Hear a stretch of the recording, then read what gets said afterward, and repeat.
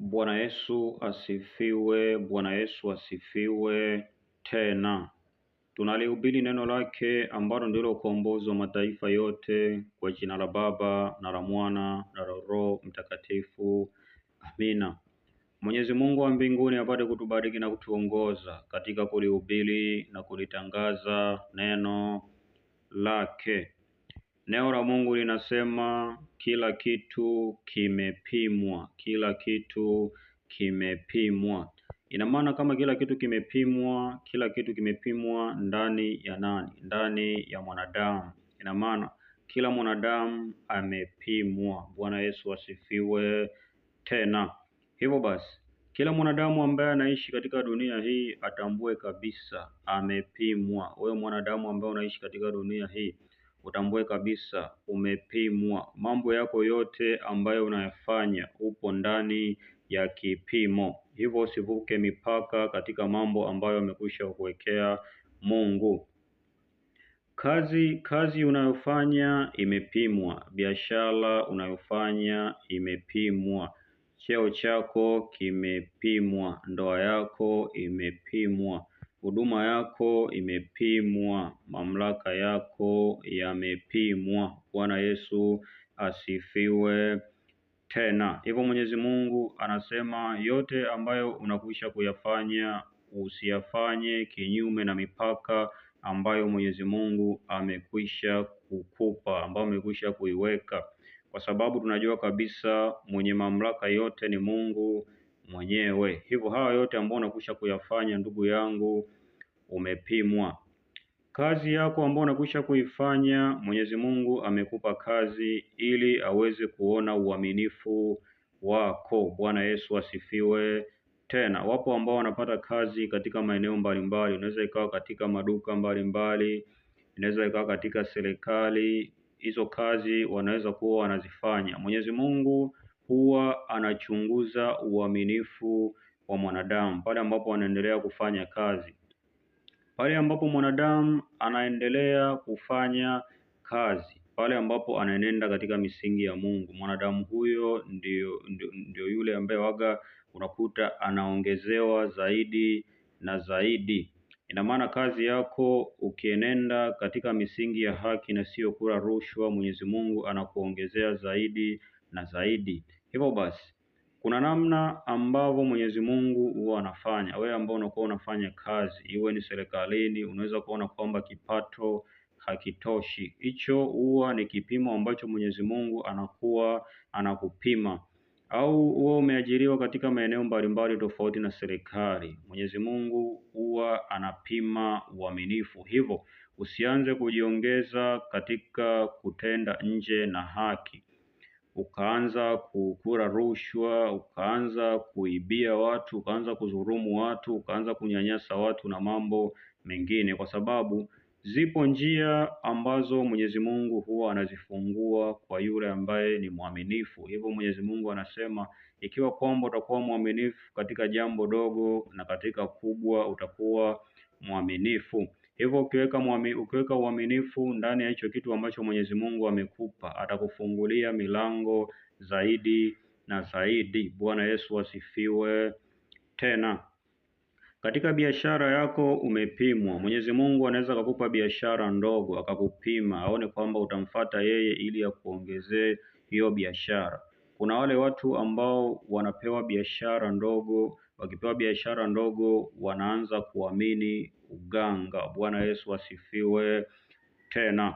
Hivyo basi, Mwenyezi Mungu pale ambapo anakuwa amekupa biashara, ndugu yangu, anakupima aone kwamba utategemea mganga au utamtegemea yeye.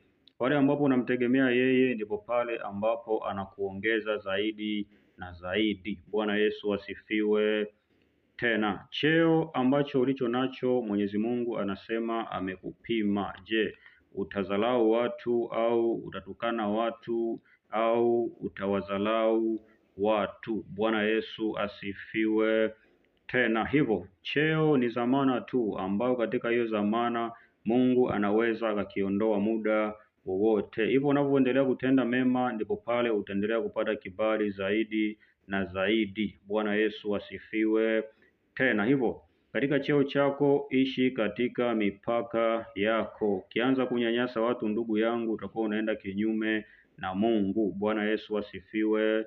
Tena ndoa yako umepimwa, ndoa yako ambayo Mwenyezi Mungu amekupa, hivyo ndoa yako inatakiwa uiheshimu. Usiende katika kuchepuka, usiende katika kutenda mambo yasiyofaa, kwa sababu ndoa ni ya Mungu. Hivyo Mwenyezi Mungu amekupa ndoa ili kukupima. Hivyo ndani ya ndoa inatakiwa kuwe kuna utulivu na kuwe kuna heshima ya Mungu.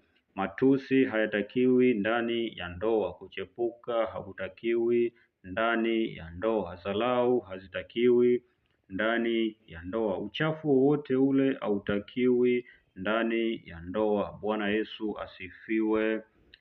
Tena hivyo basi, ndoa iheshimiwe na watu wote. Pale ambapo utakuwa umeheshimu ndoa, ndugu yangu, na watu wengine wataheshimu ndoa yako. Jambo jingine, huduma yako umepimwa. Hivyo huduma ni ya Mungu mwenyewe, karama ni ya Mungu.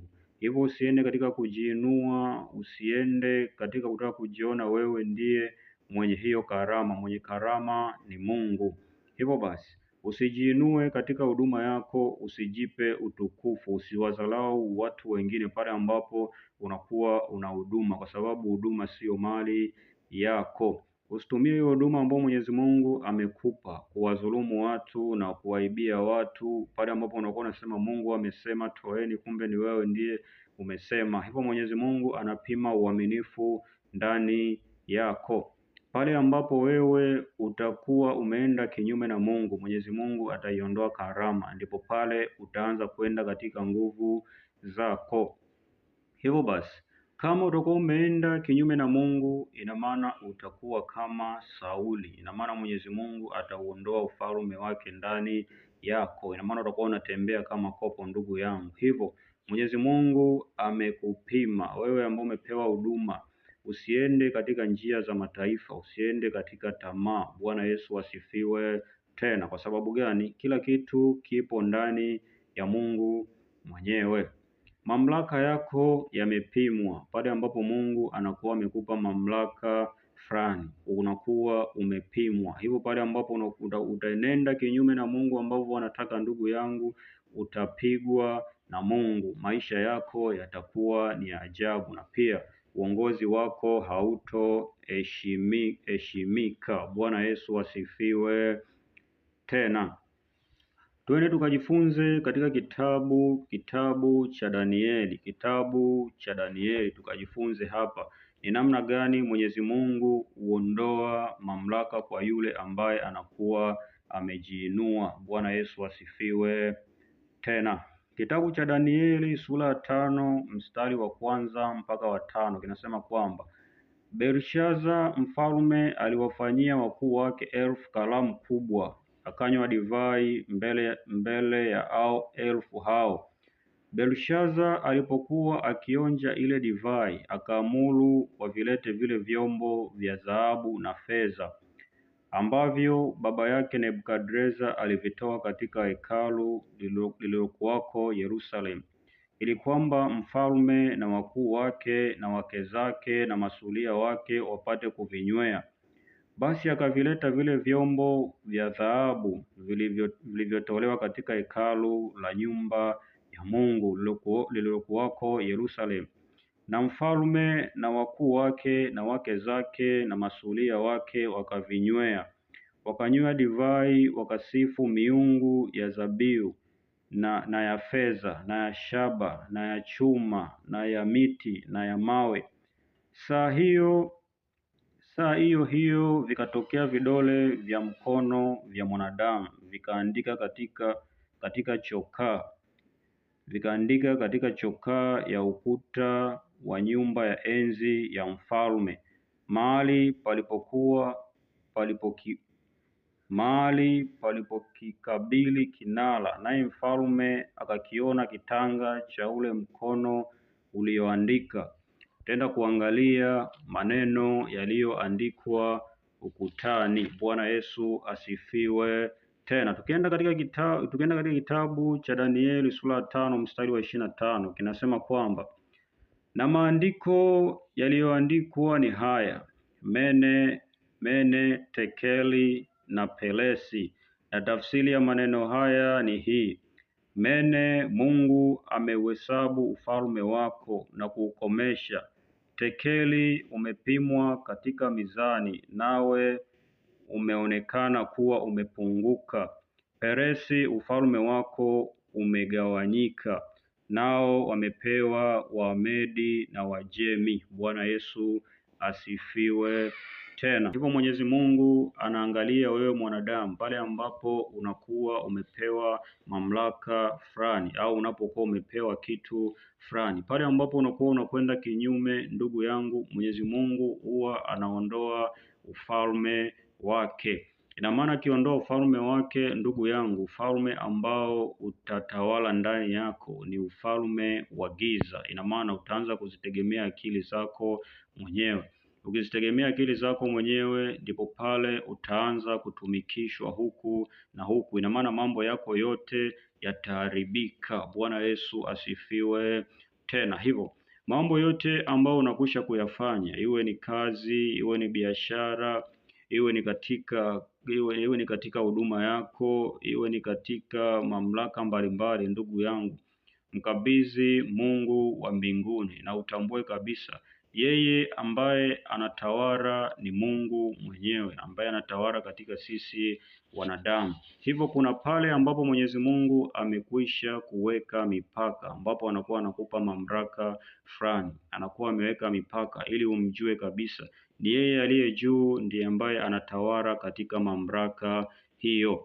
Hivyo kazi ambayo unafanya sio yako, ni Mwenyezi Mungu amekwisha kukupa ili akupime uaminifu wako. Cheo ulicho nacho Mwenyezi Mungu ndiye ambaye amekupa ili akupime uaminifu wako. Ndoa hiyo ambayo ulio nayo Mwenyezi Mungu ndiye amekupa ili akupime uaminifu wako. Huduma na mamlaka Mungu ametoa ili akupime uaminifu wako. Bwana Yesu asifiwe. Tena baada ya kusema hayo, sina mengi zaidi kusema. Mwenyezi Mungu awalinde wote.